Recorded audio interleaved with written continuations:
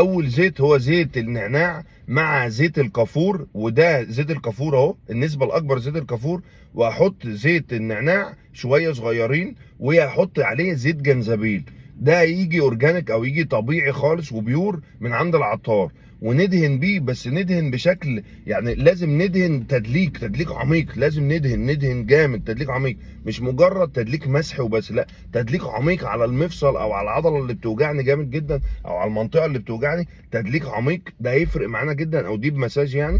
فده هيفرق معانا جدا في الالم، هيريحنا جدا جدا بامر الله. الف مليون سلام عليكم. نكرره الصبح وبالليل، ويفضل ان احنا ناخد معاهم حبايه مغنيسيوم بلس وحبايه اكتوزنك، ده بعد السحور مع الدهان مره الصبح ومره بالليل. والله بامر الله هيكون في بامر الله الشفاء. وادعي وانت بتدهن كده، ان شاء الله ربنا يشفيكم جميعا. اتمنى الحلقه تفيدكم، وكل سنه وانتم طيبين.